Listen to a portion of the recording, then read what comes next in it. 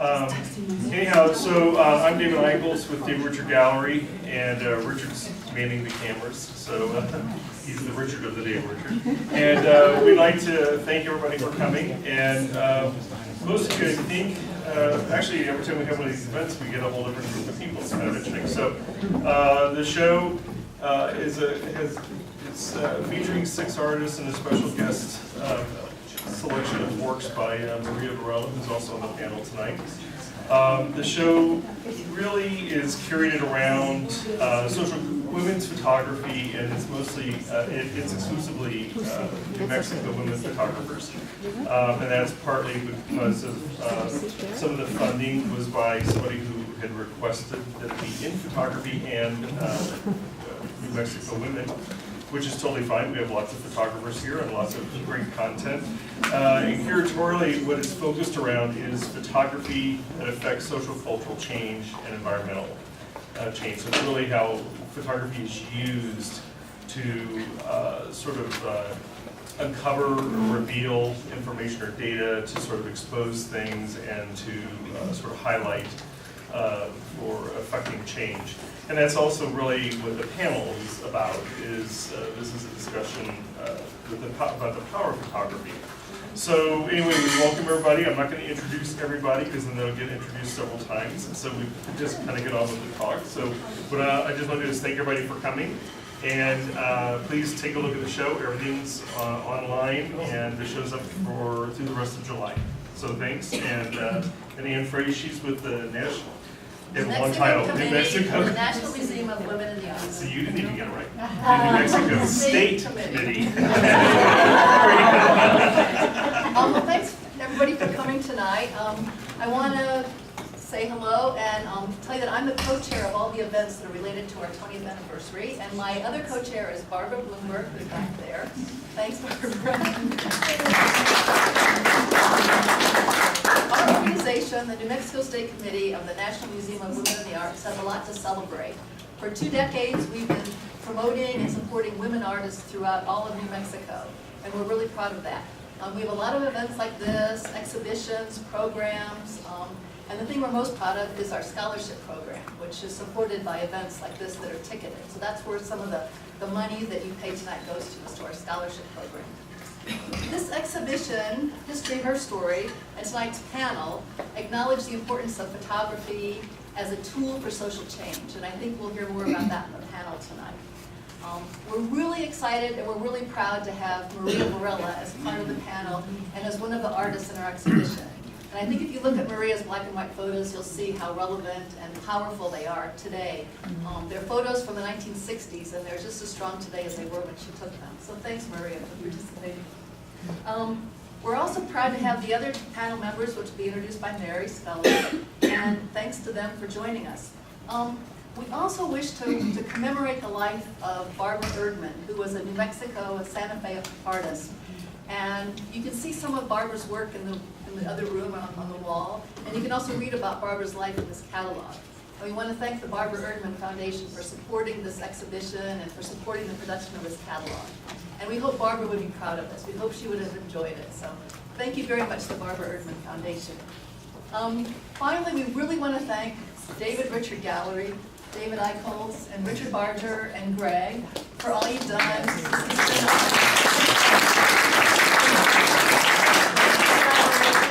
We couldn't have done this professionally. We really thank you so much for the collaboration. Oh, you're welcome. It's been a wonderful experience, so thanks so much. And we do have a couple of the artists here. Maybe just one, I think Jessamyn's here tonight. So in the room we're sitting in, Jessamyn Lovell is in this corner, and it's actually sort of an installation and performance piece, and it's an ongoing sort of piece. We did take down something here so we can put so we can shine this on her desk. And then Abby Hepner is also here, which is kind of interesting because Abby studied a bit with Jessamyn at University of New Mexico. And in the middle room, for those of you who just kind of got in real quick before this started, we have Cara Romero and Delana Montoya. And then in the far room, we have the work of Kaylee Spitzer and Lori Tumer. So take a look. There's also a really nice catalog that I was going to mention. We got a stack of them. Each of the artists is featured in there, and an essay by Kathryn M Davis here. So take a look, help yourself with the catalogs, and feel free to ask any questions. We'll be around after the lecture. Take it away, Mary. Thanks. I promise this night will all be thank yous, but I want to thank David Richard and the New Mexico State, whatever, the State Committee of the National Museum of Women in the Arts for organizing the panels, and congratulations on the show and their auspicious anniversary. I want to thank Jessamine for subletting her office to us for the presentation. And then if Abby's here, would you raise your hand? Okay, I thought he said she was here, but. That's why I thought she was here, Oh, okay. here as well. She may just be running late, sorry. Oh, okay, yeah, no worries, no worries. So tonight we're here to talk about the power of photography. All of our panel members are living and working in New Mexico, and I think the state committee that is part of the Museum for Women in the Arts and our panel underscore the vitality of kind of minds and people, and women in particular who live here in New Mexico. And I'm really pleased to be on this panel with a longtime hero, a good friend, and a brand new hero. So I'm going to do a brief introduction for everyone here. First, I'd like to introduce Kathryn Davis, who is a writer and historian. She has recently started a new business, a kind of configuration of ArtBeat, that is a social media project that talks about the arts in northern New Mexico. She is a writer for many local and national magazines, including The and Trend. And she's also broadcasting this live, right?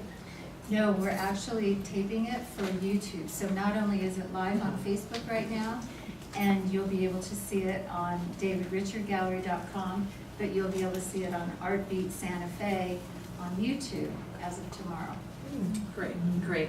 And as mentioned, Kathryn wrote the catalog essay for the exhibition. Next to Kathryn is Lucy Lippard, a writer, activist, and sometimes curator, author of numerous books on contemporary art and activism, feminism, place, photography, and archaeology. One of her best-known works are Mixed Blessings, New Art in Multicultural America, and Lure of the Local, A Sense of Place in a Multi-Centered... Senses of place. It's very important that it's senses Local of place. senses of place in a multi-centered, because of the multi-centers, in the multi-centered society, and more recently, Undermining a Wild Ride Through Land Use, Politics, and Art in the Changing West. And also a great, very important book to me, The Dematerialization of Art. And then next is, to me, is Maria Varela. She's a photographer, writer, and activist. She was a staff member for the Student Nonviolent Coordinating Committee between 1963 and 1967. She worked in Alabama and Mississippi. In 1968, moved here to New Mexico and worked with the Indio-Hispano land rights movement in northern New Mexico. Was one of the co-founders of Ganadas del Valle, Tierra Wolves. She also worked on the Poor People's Campaign in Washington, D.C. in 1966, and also with the Chicano movement in the 1960s and 1970s. And in 1990 was awarded a prestigious MacArthur Foundation fellowship.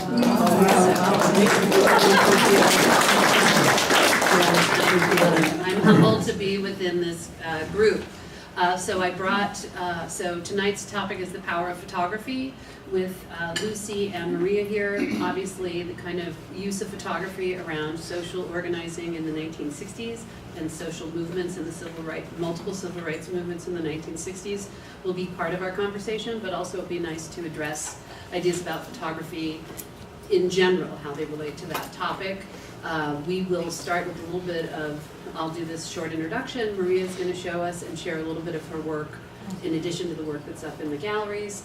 And we'll have a short kind of conversation amongst the panel members touching on specific topics, and then we'll open up to the audience for some questions and answers. So if something comes up, I think you'll have an opportunity to ask.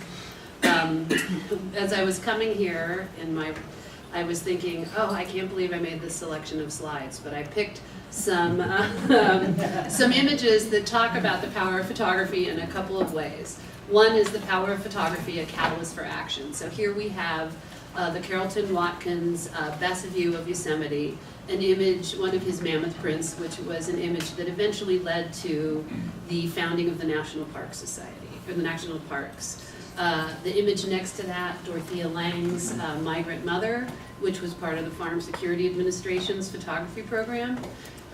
One of the reasons I bring that up is we think of the FSA as a photography program. The FSA was really a rural relocation and rural poor movement that its power is still felt through the power of images. So I think that that's really significant. So we think about how photography would use to catalyze action.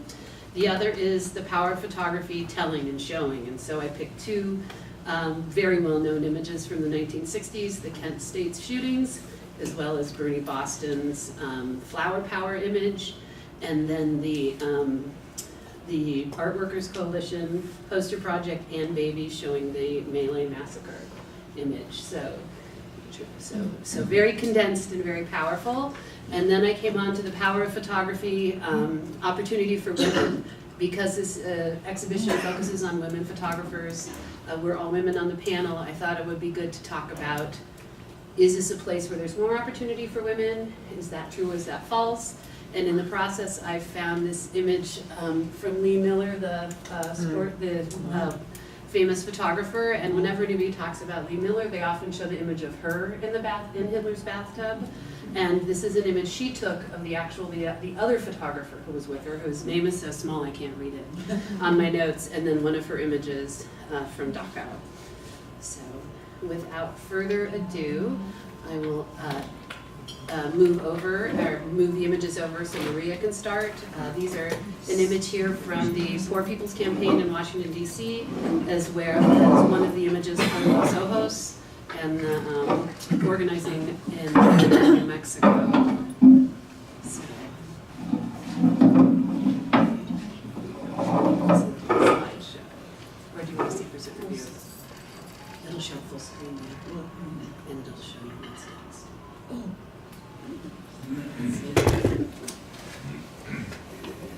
All right, so it's confession time. I was not a photographer when I went south to work with the Student Nonviolent Coordinating Committee in 1963.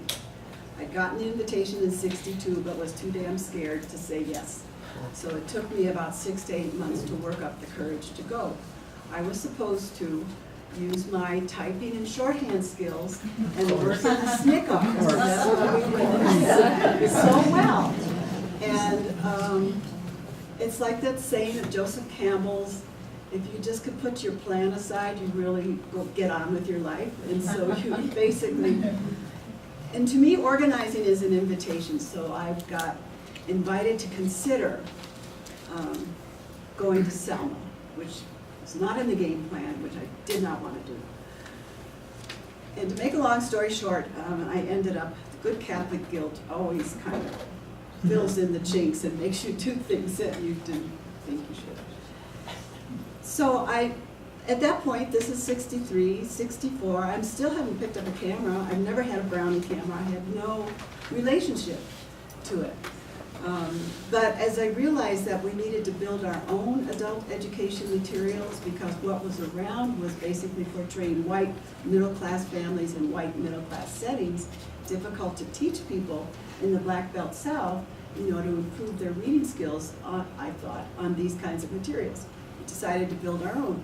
That required a lot of pictures showing Black people in action around making change in their community. So I kept bugging the SNCC photographers about would they go with me and shoot these pictures. And finally they just said, just do it yourself. I said, I don't know how. And they said, there's a man in New Orleans named Matt Herron. He studied with Minor White, this is like a racehorse's pedigree, who studied with Ansel Adams. And he taught me, he wouldn't let me use a 55 or 35 millimeter lens. I had to use a 28 or a 110. And he taught me to shoot to print. Invaluable. It took 2 weeks, because I was a little slow. But, and I came out of that, not considering myself a photographer at all, but considering I had tools to do a job I needed to do. But in the process, the SNCC administration, and by this time I had left Alabama, had moved to Mississippi, because the sheriff in Alabama shut down my project, so I couldn't work there anymore.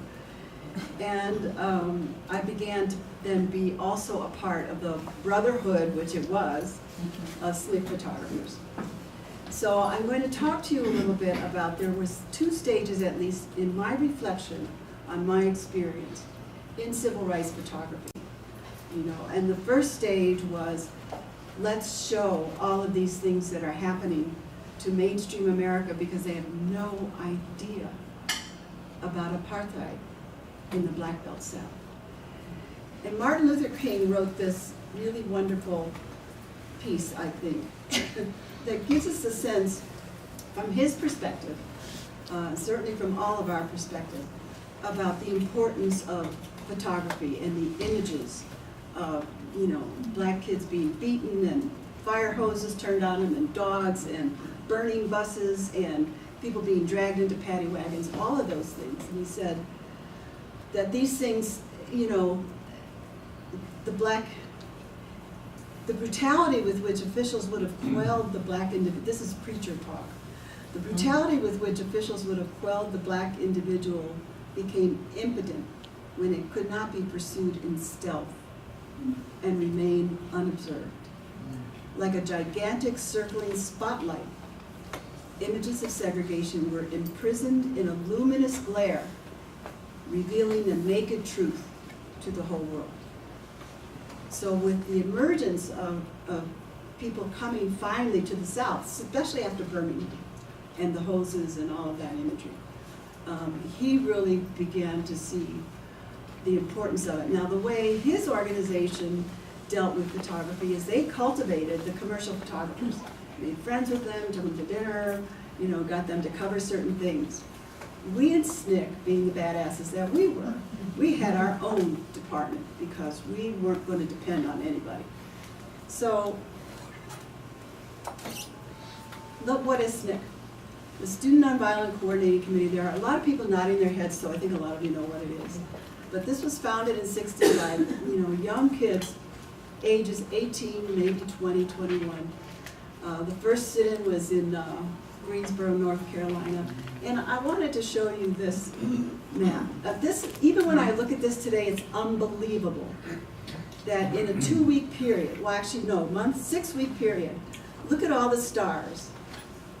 This is an era where there's no email. There's no smartphones. How did all of these kids find out about this whole phenomenon and begin sitting in? It was just, the time was right. They were, you know, they were done with just being patient and hoping to become the talented 10th that would lead the race, you know, into some kind of future freedom. They were done with that. We want it now. We go into the store to buy school supplies, but we can't have a cup of coffee. And that's basically how it initially started.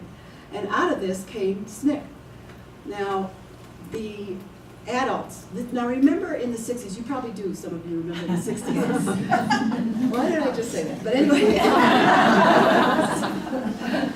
You know, young people were to be seen and not heard. They couldn't vote until they were 21. They were to be, if they were to form an organization, it would be an auxiliary organization, sort of looked over by the adults, who would kind of make sure they stayed in line. Well, there was a woman named Ms. Ella Baker who looked at this energy across the whole Black Belt South and said, you know, these students need to come together and talk to each other. Some of these students brought Nashville to its knees, where all of the coffee shops downtown became integrated. It was just an amazing phenomenon about how some of these kids, very well disciplined, tutored in nonviolent techniques and strategies, did all of this stuff. And she said it's time to bring them together to talk, because she was afraid that the Southern Conference, the SCLC, which is Martin Luther King's group, or the NAACP were going to poach them. and use them, in a sense, to gather a lot of foundation money to go and do voter registration, because they wanted all that fresh energy. They wanted them off the streets. And when she's wandering through the students at this meeting, she's hearing them say, you know, we brought Nashville to its knees. I mean, why do we need some adults to tell us what we should be doing? And aren't we leading this movement right now? And she heard that, and she encouraged them, and they said, she said, form your own organization. Almost unheard of in these times for young people in this age group to have their own group. So they did, and so they sort of, for the first couple of years, they were doing sit-ins and they were doing freedom rides. Then what happened was that some of Miss Baker's contacts in Mississippi said, could you send some of those students over? We need some organizers here, because we're trying to do some voter registration. We're trying to do some things around schools. And so she talked to them, and SNCC became the first civil rights organization to have full-time organizers for $9.64 a week that would work in communities where people, and I did that in today's money, and I think it's $35 or something like that. So, but SNCC formed its own photo department, and this was its reason, to combat racist media, because the stuff that was going on was not being covered, or was being covered. Sometimes the reporters would come down and kind of cozy up to the mayor, cozy up to the White Citizens Council or the governor, you know, and end up with that being the favorite saying around town in the white community in these towns is, there's a riot downtown. And that meant the students who were basically doing these disciplined, nonviolent marches. It was labeled a riot by these folks who were scared to death. So Jim saw the importance of photography. And we had a dark room in Atlanta, and we had a dark room in Mississippi. And I ended up getting roped into some of this stuff, even though I was supposed to be working on adult education materials, and did. I still ended up covering events. So people in the North were persuaded by the Dixiecrats, which were the Southern white Democratic politicians, that our black folk don't want to vote. They're happy with the way things are, and if you try and get them, they won't come out. So we did a number of actions showing, I mean, this was Lowndes County, Alabama. That line, which I had to cut off because for various reasons, was just forever through a field of people waiting. And I want you to look at the ballot box. That's my favorite part of the picture. They also said that people wouldn't take the initiative to do things. And I mean, this is the Meredith March Against Fear. I mean, it rained, it poured rain like this. And people just, they trudged on. They were just, the sort of persistence was, I mean, this is all stuff I'm learning through my lens. You know, I've got my lens trained on this, and I'm sort of in some place in my brain where I'm not even thinking.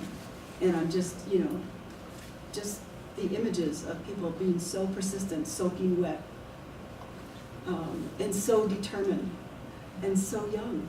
So many really young people who kind of broke with their parents and said, no, we're doing this. And that's, of course, because SNCC, having 18 to 21 or 22-year-old people, were people that these young kids really looked up to. Then there were stories that were hidden. This woman is part of a large group of people that were thrown off plantations for trying to register to vote. They had no place to go. If you lived on a plantation, as many of you know, the housing belonged to the owner, not to you. And you stayed there as long as you worked for that owner. Well, if they didn't like that you were involved in voter registration, you were out. Your stuff was out on the highway. And most people had no place to go. There was an empty Air Force base in Greenville, Mississippi, and people have been trying for 2 months to get the Air Force to open up the barracks to let some of these homeless people have a place to stay. Never got any answer, ever, from them. So finally people said, we're just going to go occupy it. So they did. So the government, of course, responded by evicting them.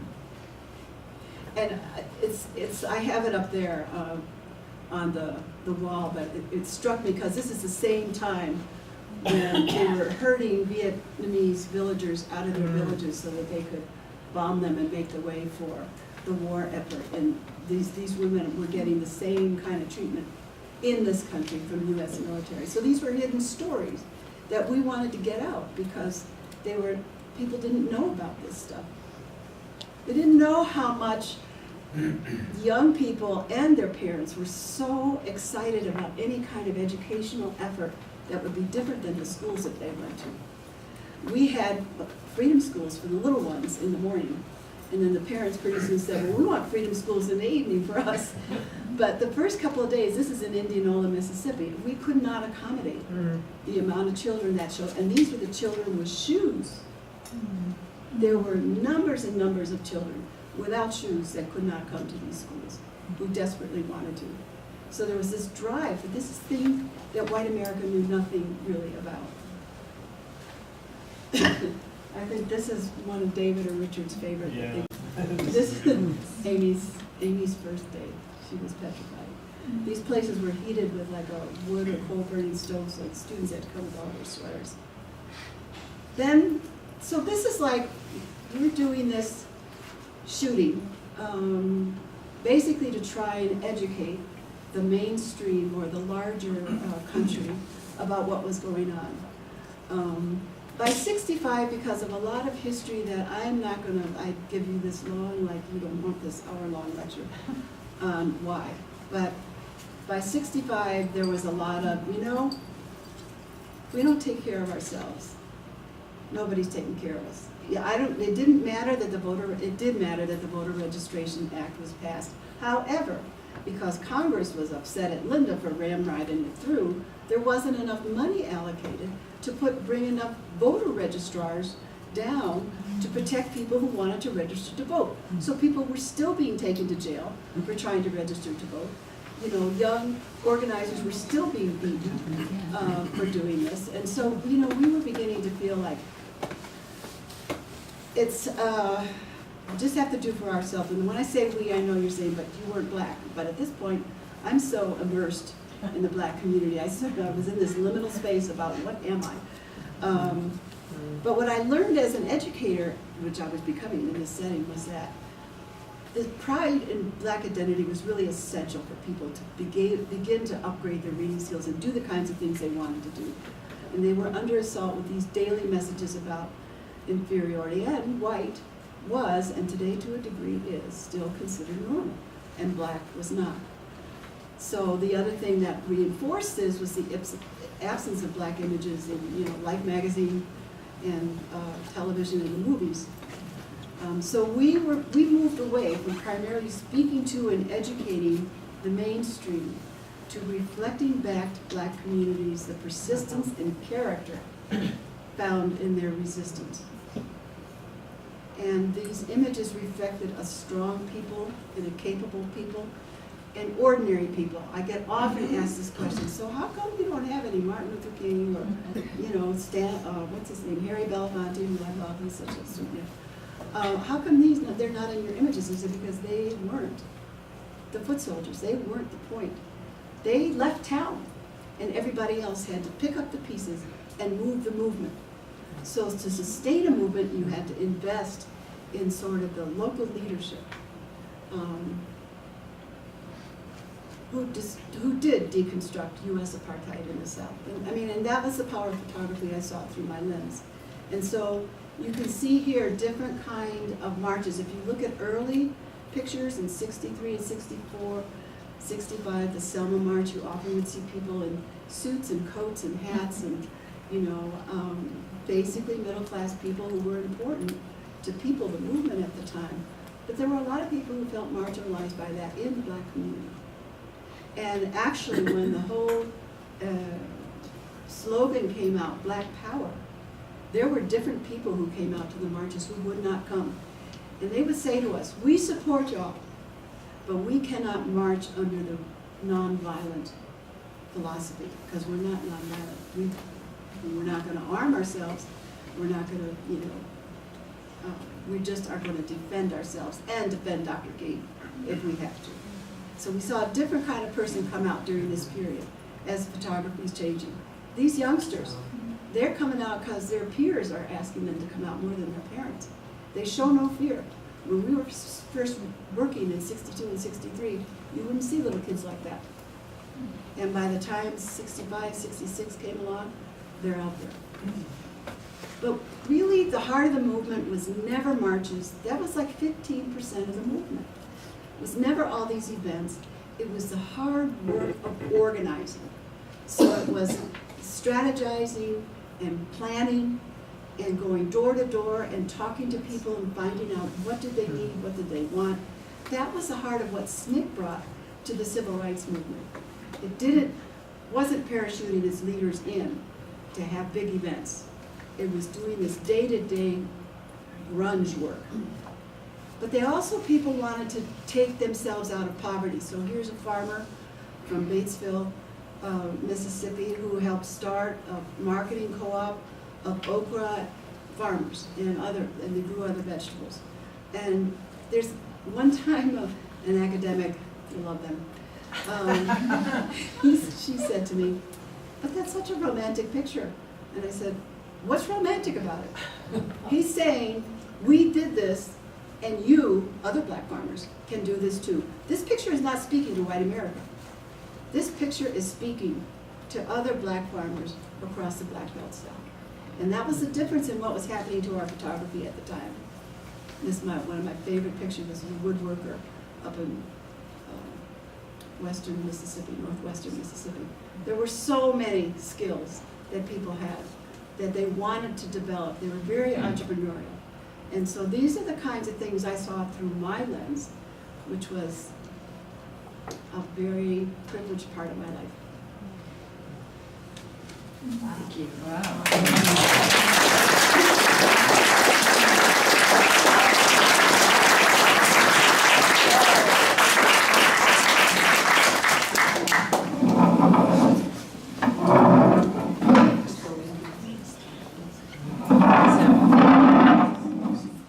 Thank you so much for sharing that, and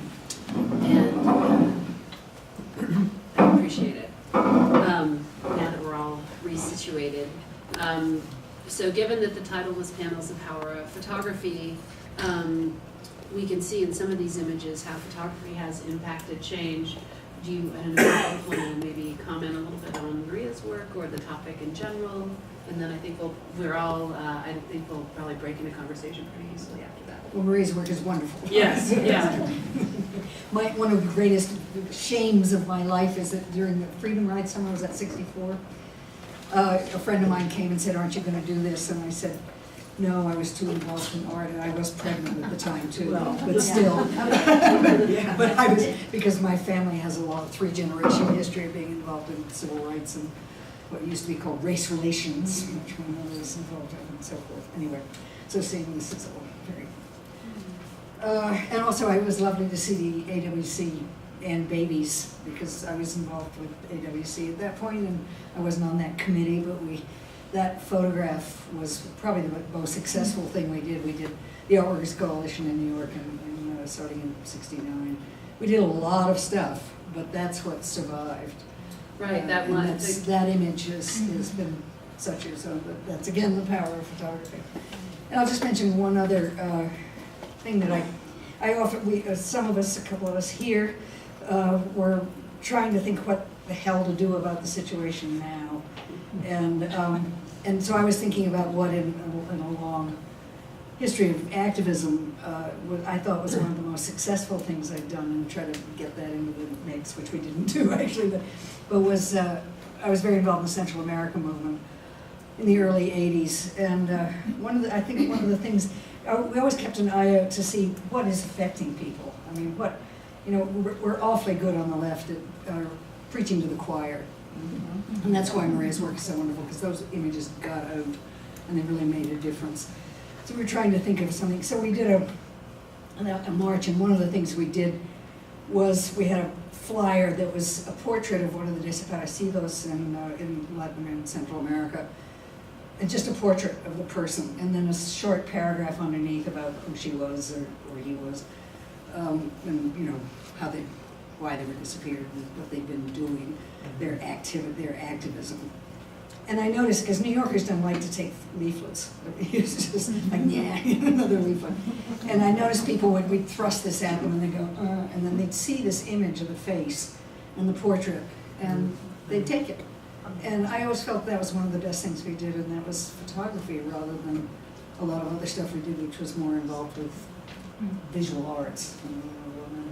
So there's a lot more to say there. Oh, and I wanted to also give one Dorothea Lange story, which is sort of just not a story, but her quote that I think I wrote it down here someplace. A camera is a tool for learning how to see without a camera.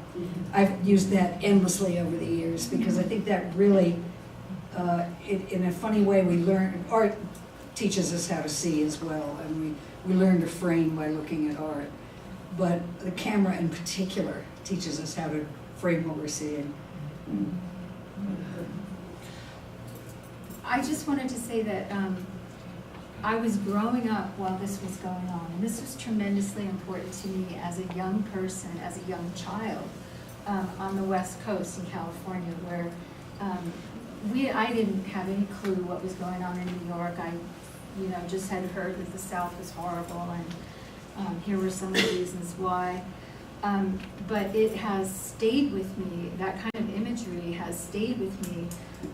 But at the same time, I can't help but make some comparisons. When I love that quote that you gave us, Maria, from Martin Luther King in 1963, that brutality becomes impotent when it's observed. And unfortunately, I think that we're seeing more observed brutality. And so I can't help but think about, because I feel like I'm on the fringe of these two generations, that people who were just 5 or 10 years older than I were out there doing this, and the people who are 5 or 10 years younger than I are growing up with an entirely different relationship with images, and especially with photographs.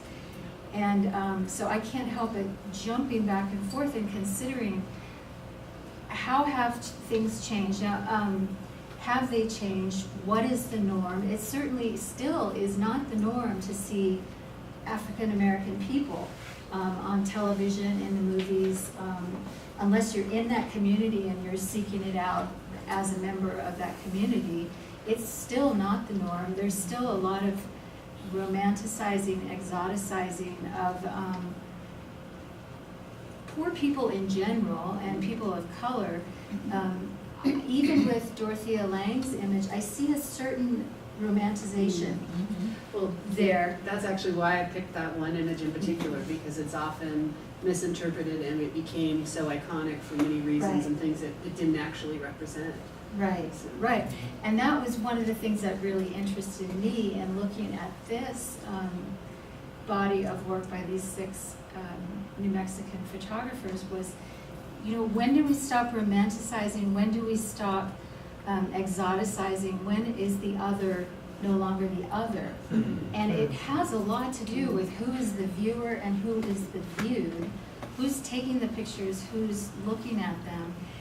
And there's something inherent to the presentation or the representation of an image, a photographic image in this case, that casts it as the other when you put it in a museum. Not as much when you are just Instagramming your lunch, for example.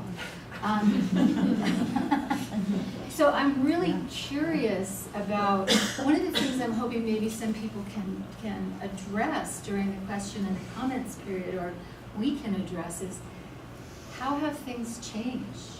How certainly things have changed so much. When I look back on these images, Kent State, that image, Blue, that was my defining moment. That's when I knew they'll kill us. Just being white and cute is not enough. They'll kill us. So I just wanted to put all that out there because this brings up so much, and it's so hard for me to knock it down into an outline. But that's where our facilitator comes in. Yeah, well, we kind of jumped across the whole middle section. I think something that I thought about quite a bit when Maria was presenting and Lucy was talking was the kind of slogan of the FSA, which was introducing America to Americans. So making something visual, and hindsight's always 20/20. Images are problematic, but that was really what that was doing, and in some ways, it's what your work is doing too, making visual and making visible something to a much broader audience. Right. And I would say that we're more skeptical of images now than we were before, so that Absolutely. makes a change. And in some ways, photography still represents truth or documentation. It's arguable, and you can split hairs about that, and we know how much it can be manipulated now more than in the early 20th century. So that's a change. Also, there's not really journalism or photojournalism in the same way. And there's this new idea about like eyewitness, small I, capital W, like iPhone, which is in some ways makes us part of a society that's filled with images, but it also does empower. I think about those videos on cell phones that are about people protecting themselves. And I think a lot of, and I don't want to speak for SNCC, but I mean, some of the idea of having a camera there too was protection. Exactly. Was eyewitness, EYE, not small case I. Yeah. So I think that what you brought up kind of touches upon all those things. And also something you mentioned, which is like who's taking the picture. That's become just increasingly important. I mean, nobody was thinking about that in the 50s and 60s that I can recall. I mean, it was great to have somebody committed like you were to do it. And even up into the 60s and so on, I never felt like as a white person I didn't have the right. This is an entirely white audience. I noticed that. But that I didn't have any right to participate and shoot my mouth off and so forth. But that has definitely changed. I mean, I wrote a book on multiculturalism. It was when it was multicultural. I mean, white people were part of the mix, which God knows we are. I mean, a hideously large part of the mix. But and now the whole identity in the art stuff is, and I think there are a lot of portraits in the show, including Jeswin's work. I mean, so the portraiture, I mean, even surreptitious, whatever, has become more important on some level. That you weren't doing portraits. I mean, there was somebody romanticized your guy in the field, An because academic. they were seeing it as a portrait. I have no academic background either, so. Mine's fair. But I had a quote from Philea Sinajini that I mean, and Delilah's fascinating work on identity and migration is, I mean, it's too much to get into at the moment, but I thought that work was, and having known her work for years, Philea Sinajini, who was a Dene photographer, she said, identity is a complex visitor. If it doesn't get you on race or tribalism, it will then surely get you in the gender game. Identity travels in all social circles, acting unaware of the ripple effect of doubt it causes. Possessing no knowledge or concern of or for native etiquette, identity has no idea of a holiday, a night off, or just plain resting its feet. Identity will always tell you where to go. It's just sort of, and especially since there's at the moment a huge controversy over an artist who is a friend of mine and who I trust and believe in, whose name is Jimmy Durham, and who's all over the news now as supposedly not being a Cherokee, when in fact I think he is a Cherokee, but so anyway. But that whole identity thing is fascinating, and context is so important for me.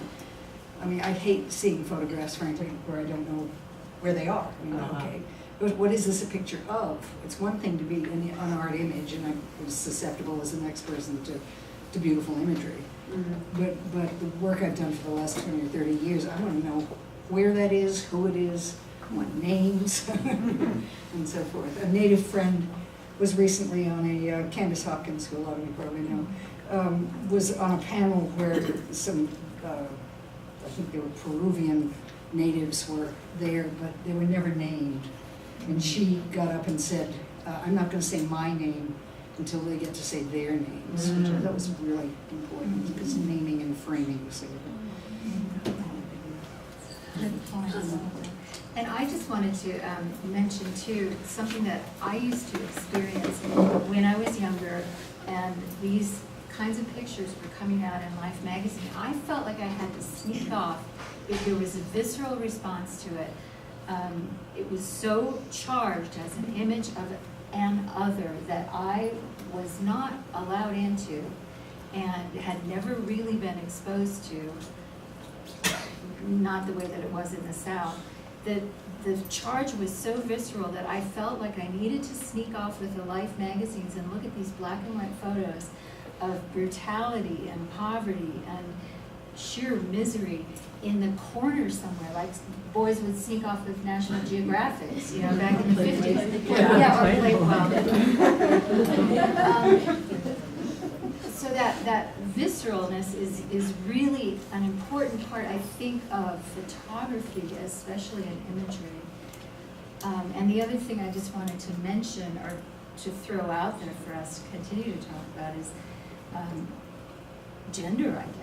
I mean, I think that's a significant part of what this show is conveying, as well as how we find ourselves as humans in the Western landscape.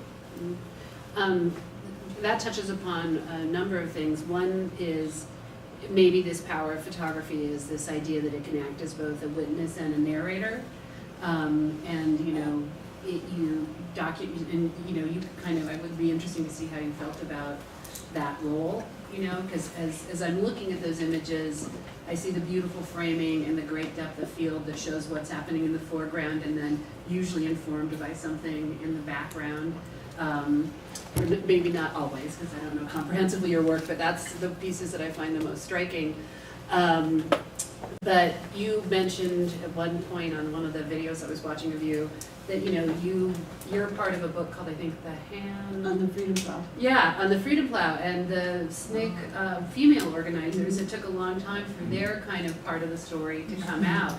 Well, of course. And what was it like to be, were there other female SNCC photographers? How were you treated within the movement? And, you know, were you, you know, was there a kind of a differentiation between roles and tasks? Because the photographer role is a pretty serious and front and center position. You know, I have to say that probably 25% of my work is this stuff. The rest of the work was put into film strips, books, posters, these kinds of things, calendars, which were distributed to the Black community for no cost. So we're reflecting people's strengths and handing back their work.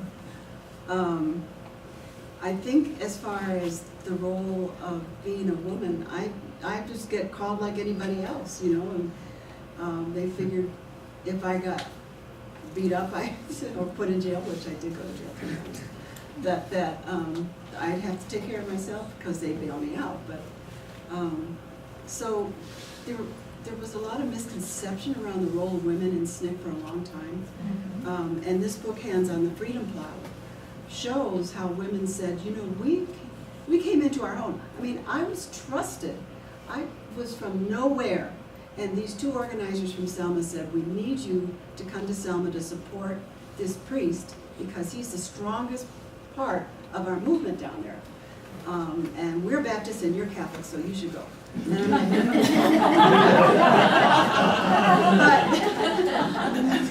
you don't even, I mean, I could have gotten people killed, you know, but there was this trust that because we met, that I would not endanger people, I wouldn't endanger myself, and I would do what I was supposed to do. So that's hard for me to talk about the gendered role. Okay. Today, you know, you'll have SNCC folks that'll stand up and say, yeah, well, she's the only woman photographer in SNCC, wasn't that great? But then it was like I was just one of the guys. Yeah. Well, that's good. But not that you were the only, if you were the only woman photographer, Well, but in that the New there York was art no world, difference. we all wanted to be one of the boys, and I thought I was one of the boys until the feminists got at me. You know? Well, I think Said, wasn't, guess what? You're not one of the boys. well, wasn't that a kind of a split within the Art Workers Coalition, the kind of a feminist movement? Well, there were feminists who started, you know, working on women's issues, and the guys that didn't. We were doing all the work, for one thing. As usual. A lot of the work, anyway, not all of it. And when we went off into our own little place, you know, they were very annoyed, you know, get back out here and do your typing or whatever. We weren't typists, but it was certainly a moment where people thought, oh, good heavens, you know, what's this about and so on. And I was trying desperately to be one of the boys and not be part of this, but I finally got the message. I remember being told, don't learn how to type, or they'll just. I didn't make you learn a how to type, secretary. yeah. So true. Yeah. Whereas photography is something much more useful.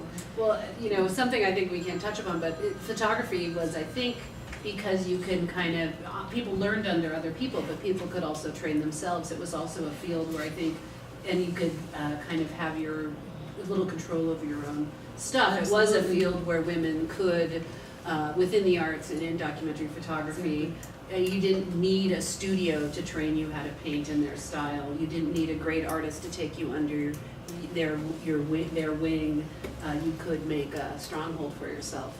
I want to, in a couple of minutes, I'm going to give you guys an opportunity if there's something that hasn't been said. It seemed like an hour and a half was a long time. There's something you want to definitely need to, compelling need to express. And then I'd like to open this up to questions that will probably break into multiple answers and conversation as well. But if there's something that needs to be, that you're bursting to say, we'll say that before we go to that. I'm kind of bursting to say something, especially with Lucy sitting next to me. And that is how we look at the Western landscape. Seems equally important to me in this show. Is it raining? Yeah.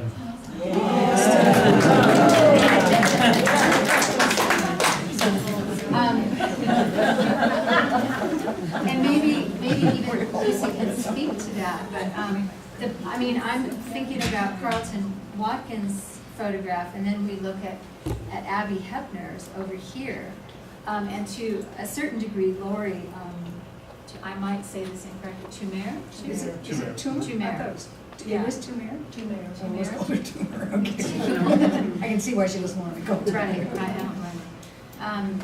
So I just wanted to consider that briefly within the rubric of the shows.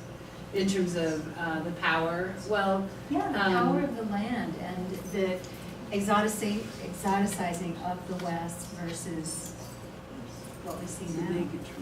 right. I've done a lot of work on critical landscape photography, as I call it, and I really don't think we should get into it here. I mean, Abby's stuff is really interesting because of course, because it's hot. Right, exactly. Bring your Geiger counter. I mean, this is not, I guess these prints are not, but the Geiger counter was out here in the middle of the show. Right. And you're protected by glass, or are these not printed that way, but they're printed with uranium, so. These are uranotypes. The Those ones are that we're uranotypes. selling are the Oh, she's selling the others, okay. others, because these are actually all going as a whole set to Yeah. the museum. Yeah. So they're going to be, you know, kind of an archival. Because I think that is a very powerful, I don't know if you know Patrick Nagatani's work, but I mean, he has done a lot with the nuclear landscape and so on, so it's people going, but these are something I never thought of before, and they're really impressive. Yeah, no, they're fantastic. I think it's a little bit of a bigger topic than we can address in the next 3 minutes. Right. But, you know, but yeah, it's, you know, and I think landscape photography, especially early on, the things we think of as classics were double-edged swords. This representation of place that brought people to places that then became their ultimate destruction, or, you know, and also what's included, what's not included. But within the Lori frame. Tumer's work, I mean, you know, also is just how we're all getting it. I mean, we're all getting it. There's so much cancer because of what's in the environment. Yeah. And this administration wants to knock out all the regulations. That's just wonderful. Right. Well, you know, regulations. It's ongoing. Regulation. The point I wanted us to make, or to have the audience understand, is that gender identity, gender politics in photography are really no different than how we look at the land. I don't see a lot of big differences there in how we otherize. I know that's not a word, but that's all I wanted to bring up. And I know you want to. One final kind of, it's my daughter's favorite story. I think she's watching. Oh, good.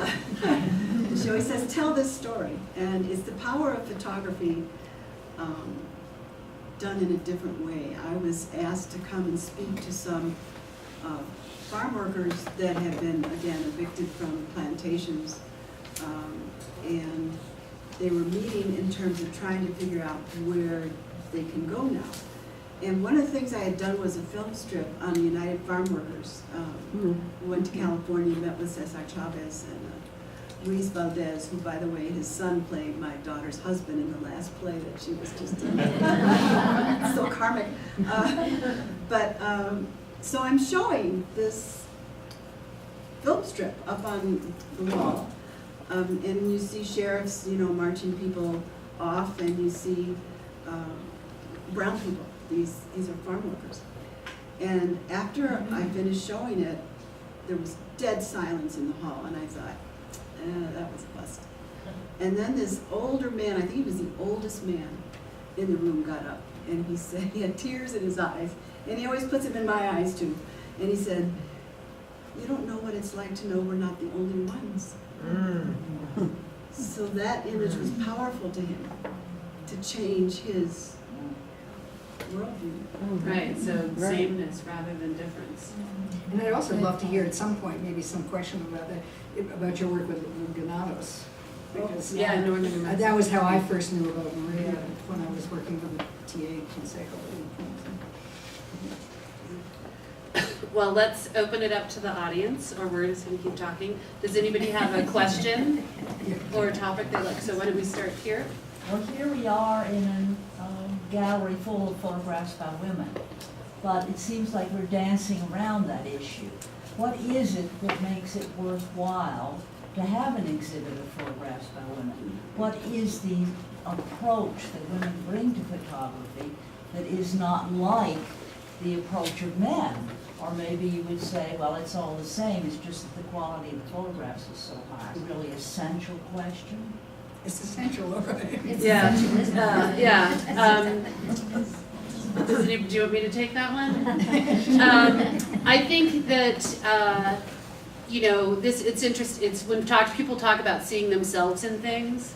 I think that's part of one of the reasons that we think about having exhibitions that are focused on women's art. It's not that it's essentially different because it's made by a woman than by a man, and many women would say, I don't want to be called a woman artist, I want to be called an artist. I mean, I just had an argument with someone about this because they're like, why the qualifier? And I said, well, it's only a qualifier if you think being a woman artist means you're less than being a male artist. So it's not a qualifier if it's just a describer. And I don't know that much, so I think that this work celebrates the work of women artists. There are lots of exhibitions that don't have any women artists, and nobody pays any attention that there's no women artists in there, and they don't say, why is this show, what's essentially male about all the photographs here? So, and I haven't worked with all of these artists. I think that probably every artist brings to their work some things about how they're brought up, how they've experienced life. So I think that would impact what they're making. I think sometimes when people choose to use tools that are gendered, it has different meaning. If, say, a man is making work that's sewn, or a woman is making work that is sewn, or a woman is making work that's made out of steel. But I don't think that there are things that are specifically male or specifically female. I spent a lot of time in the early 70s and late 60s writing about how everything women did was different from what men did. And then it sort of changed. I mean, I think it was a valuable moment in Jewish Chicago, and Mimi Shapiro and various people were the first to bring that up. And again, I resisted it tremendously when I first heard this. And then I started looking around the room and seeing stuff, and then I started writing about it and so on. But I think there came a point where in early feminism, it was really important to make that difference, that separation. I mean, we weren't separatists, but we knew we had something to say that wasn't being said. And that was important. I mean, it was transgressive, and it was standing up for ourselves. I mean, nowadays, I don't know how many of these artists consider themselves feminists, but I was at a symposium a few years ago, and some young woman got up and she said, well, I don't call myself a feminist, but I'm a strong woman and I stand up for myself. And I said, well, boy, for you, but a feminist is somebody who stands up for other women too.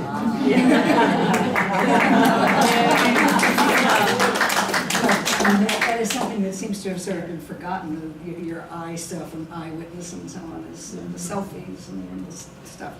But that's something that sort of seems to have been forgotten. And I think I've been very involved with collage over the years, and I think that's a kind of feminist, it's been a useful medium for feminists, just to put it that way. But I think collaboration is sort of the social form of collage. And collaboration is something that I learned from feminist work, and that it's one of the most valuable things that in my life, even though I don't do that much of it anymore. Yeah, well, and I think at a time when we were saying, in the middle part of the century, oh, sculpture and painting, that's really important work, but all the kinds of things that women were traditionally in charge of doing, that those were domestic and therefore less important. And I think that's not a primary part of the conversation now. It's still definitely a part. I mean, and actually, why don't we ask Jessamine, she's in the back. Do you think being a female PI is definitely different than being a male PI, but so you're like Pepper on, what was that, Policewoman? But do you consider what do you think about the role of the woman artist relative, or being a woman in relationship to the making of your work? Well, I've only ever been a woman. Right. So, I can't say that facetiously or jokingly. I've only ever been a woman, so I can't speak to what it would be like to be a private investigator training as an art piece and using photography if I were a man. I will say I don't think it would get as much attention for sure, because I don't think, whenever I meet a client, and especially with lawyers, they're really surprised, because I usually go by Jessie. I usually have like that as my sort of, I've learned over time that I need to tone down in my interactions initially, like my gender, actually. I can't in person very easily. I'm working on my disguise ability, but there's only certain things I can, obscure. And I actually have found that being a woman as a private investigator and carrying a big telephoto lens enables me entry into places I wouldn't normally have. People are not freaked out or creeped out usually by me, even if I am carrying a camera with a big lens. And that was actually, I have a great story where I was pregnant looking for the woman who stole my identity, and I was able to really use that as a tool to gain sympathy and manipulate my family into certain out of access areas. So I empower myself with that privilege. I try to see the privilege side of where I'm coming from, and certainly being white plays a part in it as well. I couldn't have done that project. I couldn't do this project as a woman of color. It would not be the same. I wouldn't do it with the same needs, and not that it's easy, but maybe a lot. So I think it's hard to separate that out, and I agree very much with what you said, Mary, about visibility. I just think that the exhibition having all women is about visibility and about the important work that these women are doing in a gallery owned by men on the white walls and the white cube in Santa Fe, a like double, triple colonized place that's mostly, catering to a white population. I think that that's really important work to be seen in this particular space, which I really commend the organizers and the galleries for. And also, there's always the easy answer, which Mary mentioned, which is most shows are all men. I mean, when I was coming out, I did I think the first women's show in a museum. Well, it was a tiny museum in Connecticut, but they'd say, "Why a women's show?" I said, "Well, why a men's show? Why is this show, this show, this show, and this show all men?" I mean, nobody, like you said, ever notices that. Nobody brings it up when it's all guys. I Yeah, that's the normal. Yeah. There was Yeah. something you mentioned, and I wish I remember what it was, but it reminded me of maintenance work, and I thought this is the thing that this is the thing that women do, is we do the maintaining and the showing And that the other people can curating do. means caring for. But I do think like Kaylee's work wouldn't be possible to get those women to open up, because there's also an Right. audio Yeah. piece to that, and there's some really heart-wrenching stories in there, and Kaylee works a long time to build trust you know, with each of these, you know, portraits and works take, you know, a lot of time into that. I really just don't think a man could have pulled that off. I really don't. And I think, so I think there are some things that I think women can probably have better access to, like Jasmine was just talking about.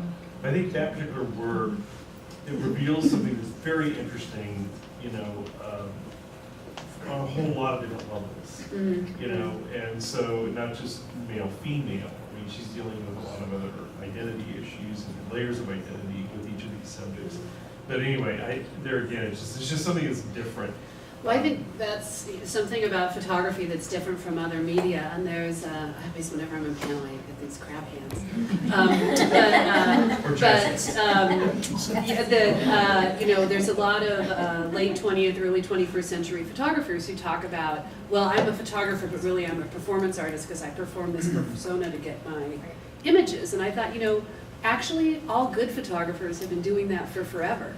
Margaret Burke-White, you know, she gained access to those places because she performed, apparently she was born being a big bitch, I guess, but, because she was, I guess, not very easy to get along with. But you know, that's one of the skills for photography is to be able to be either non-visible enough that you can capture something without impacting it, or to be present enough to bring something out of somebody. And that is kind of a performative quality. I mean, it's a difference between a terrible portrait and a fabulous portrait, you know. I mean, that's what made Nadar, you know. Right. He added something that wasn't just straight documentation.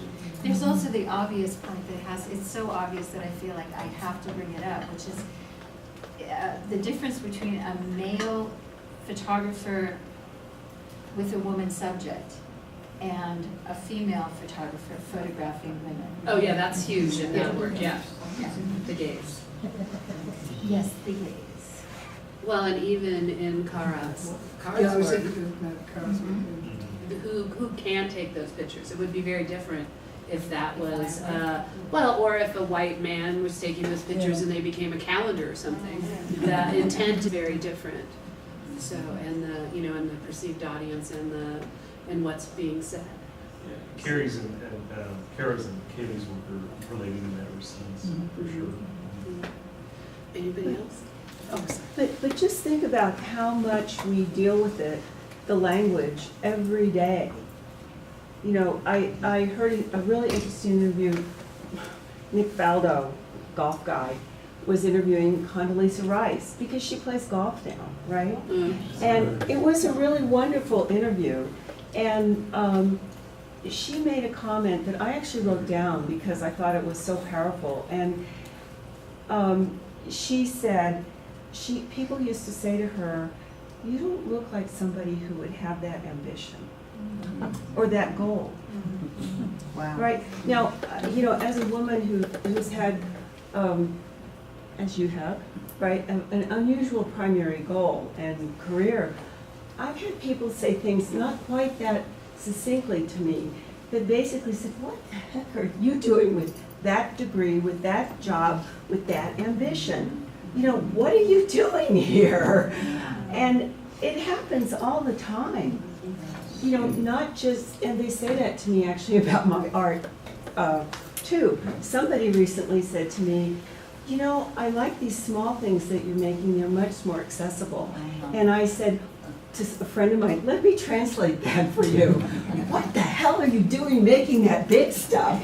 You're a woman. A little bit like you make that great big sculpture. Yeah. That's something we used to say all the time. Right. I mean, we all put up, well, everybody puts up with it in a certain way all the time. And men put up with it in a certain way all the time too. It's just different, right? And some of us are more sensitive to it than others. But and some of it is more obvious and some of it is just downright wrong, right? Just downright wrong. And unfortunately, some of us open our mouth about it and we get whacked around about it. And I'm talking about that in a very general way. And there would never be any change if somebody didn't do that. if somebody didn't have the courage to go learn how to take photographs, right? Or just go ahead and make the damn thing because you love it, right? Or because you did that other stuff, you were good at it, but you've had it. You want to do something else now. I mean, little by little, it does change things, but unfortunately, we're in a difficult time now. Well, that's the thing we forget, is things change, but we forget that they can slide back. Right, right. Something I just want to clarify is I'm not discounting the importance of having a show that's all women artists. Oh, I just want to didn't- say that. I didn't you read know, it that way. That I I mean- just felt it wasn't a subject we were not, that we were sidestepping, like. Oh, and In I, case you didn't know, everybody's a woman. 40 years ago, we were having this discussion, it's kind of depressing. well, we're still having it. So hopefully 40 from now, no. No, we will finished. still be, I believe we will still be having it. It might have variation, it might have variation. Probably, You know, gender it's or not- identity. It's not more the same broadly. as it was 40 years ago. It's a little better, Mm, at least from my perspective, it's a little better, but it's not done. yeah. So I have a medium-specific question. So back to the power of photography, irrespective of who takes the image. Question is how powerful? It's not policy, it's not changing the racism in this country so much. So also, I think we're at that kind of watershed like we were back in '63 and '64, in terms of the country now not being able to really deny this Mhm. pattern. Right, This those awful shootings didn't pattern. just start. Yeah. We're just finally Yeah, the having. Philando yeah. Castile images, I mean, Exactly. and the one with, what's it, Yeah. running away. Yeah. But I think there is some, we live in this very image-dense society, so you can look at photography, and to me, this is like too complicated an idea maybe, but, or maybe it's not that complicated at all, but photography is one of those things that our ideas about what's real and what's true changes, the historic image, first operation with ether, recreation of first operation with ether, but it was seen as documentation because that's how you documented things in that time. They were photographing rather than painting, but that wasn't actually the first operation. Wasn't really a problem with truth or representing truth. Then we flash forward to O.J. Simpson and you see two different magazine covers with colors adjusted on the skin tone. Or the National Geographic where they moved one of the pyramids electronically, and then we begin to question what that means. So our idea of what's true as society moves forward is a lot about accuracy and specificity. Now we see so many images constantly, and we're so saturated with them that in some ways, my question is, do they expire? And that's how they lose their power? Or is that there are so many of them, in retrospect, they'll have even more power? Because I think we still see them, and I think we still respond to them, but, the quantity, I think, has some kind of, where in some ways we're more image savvy, but also less sensitive to respond. It also brings up the question of what the artist's role is, because documentary photography has really taken, has the power, where artists are rushing around trying to figure out how to have that kind of power, how to make it different, how to make it more powerful than photographs like these. That's difficult. I mean, it's, But from the other end of this, when they succeed, and you've seen an image and you never get rid of it, it's embedded in you, and there's just no way you can stop seeing that WPA lady. There's no way you can stop seeing the men raising the flag and wherever it was. I mean, it just, if it's that traumatic, it has a huge impact that even if you wanted to, you couldn't get rid of the memory of it. So photography then has a power in that sense. Yeah. but that goes for good paintings too. I mean, so anyway. So, I was just gonna say one thing about the Lang photograph, and that is that what wasn't known about the Myra Mother photograph is that Florence Thompson was Cherokee. And so if we had thought at the time, if we had known that she was Cherokee, we might not have given it such an iconic importance to spend time with teachers. So that's a really interesting, another twist about identity, what are we seeing, Right, and right. so forth. Right, we didn't see as We didn't many see the images charity. of Gee's Bend or some of those other Right. FSA images that were taken. And that was actually one of the very reasons I picked that, is there's so much controversy or so much been written about that image because it's a, you know, this Madonna image, and it's very non-threatening, and it appears to be a white woman, and so that was a sympathetic face of rural poor. But yeah. Interesting. Yeah, thanks. And then you had a question, then we'll come back towards Well, the front. actually, I didn't have a question. Or a statement. I was actually going to bring up Lang's photographs and compare them with Maria's and all the other ones that have been taken over the past through very difficult times. There's always a prejudice in these photographs, and they don't carry across what we end up learning about those images as generations go by. Because I'm quite sure in the 60s when Maria was doing these, there were a lot of prejudice against looking at these. Like, why do we need to look at black people? You know, and the same thing with the Dust Bowl people. I mean, they're white trash, aren't they? So to me, the significant thing about photographing particular events in our lifetimes, not mine particularly, but past or future, and even the current contemporary photographers who are doing totally different kinds of things.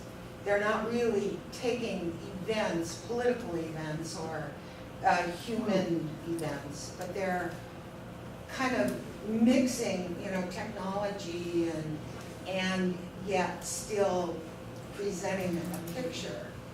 But, you know, I've been listening to a lot of this kind of what you guys were talking about before, this romanticizing.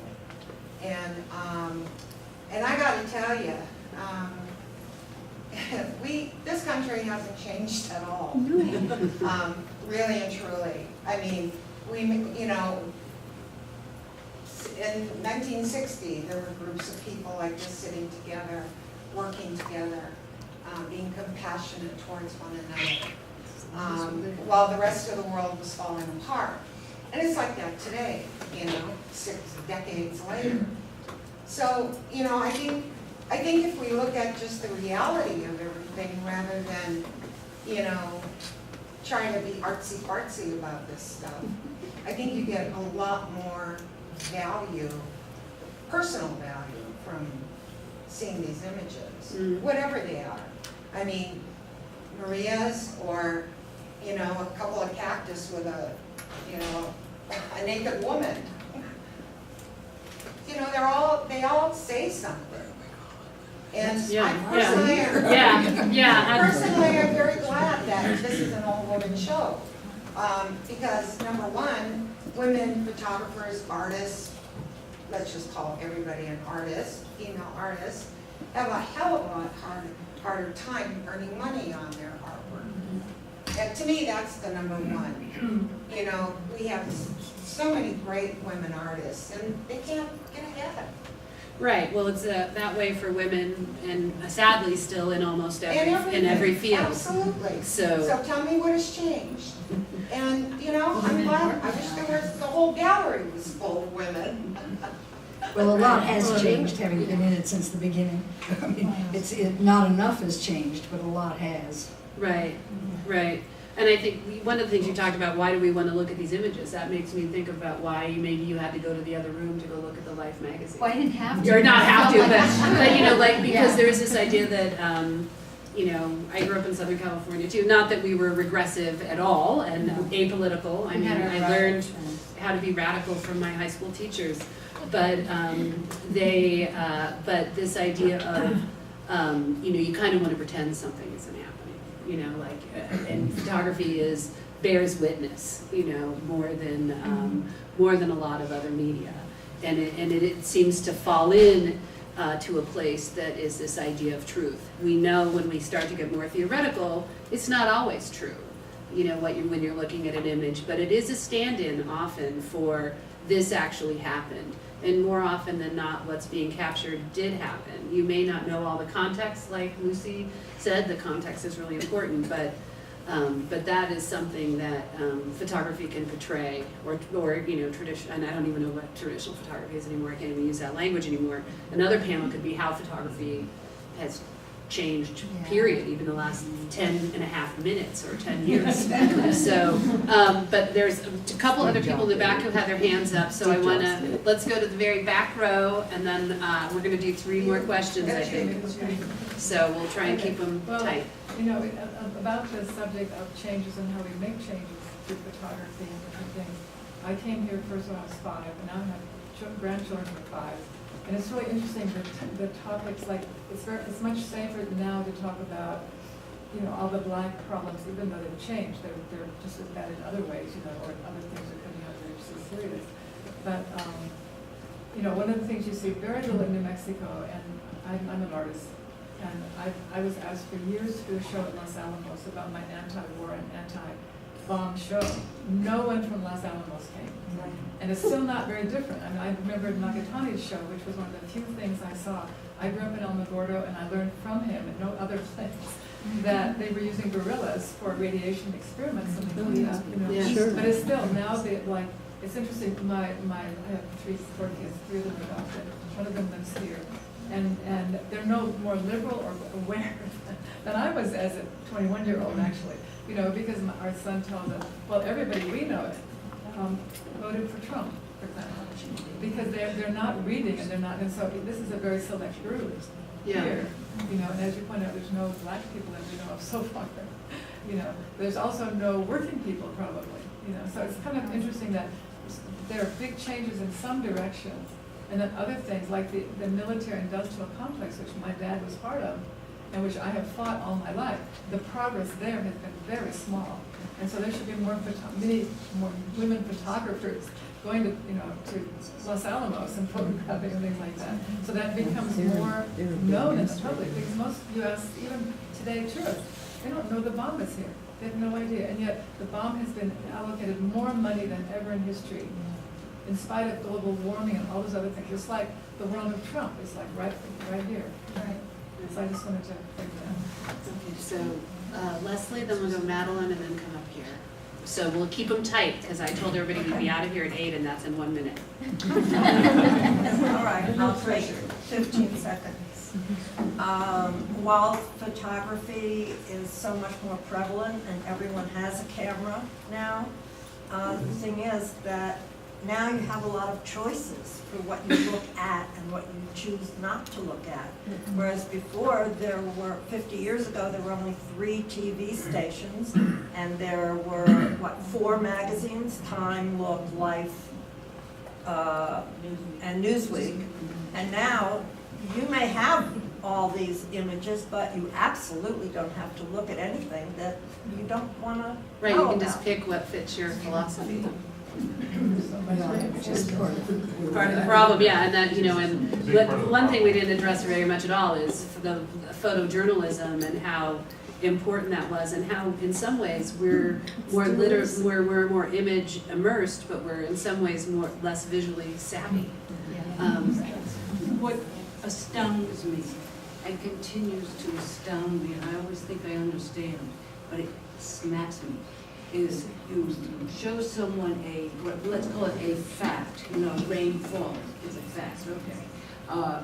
If it conflicts with their present belief system, they will ignore it, they will teach their children differently, and it takes generations, it seems, after generation, to get people to kind of shrug off these corsets of ideas that are not functional. There are people today who believe the world is flat, and they believe it. And that's the alternative fact. Okay, so last question, yeah, now known as fake news. guess I was really responding to the speaker in the back that was saying that things hadn't changed. Well, I think enough has changed that people ask for more than they did in 1970, and maybe just some people ask for more. But I think things have changed.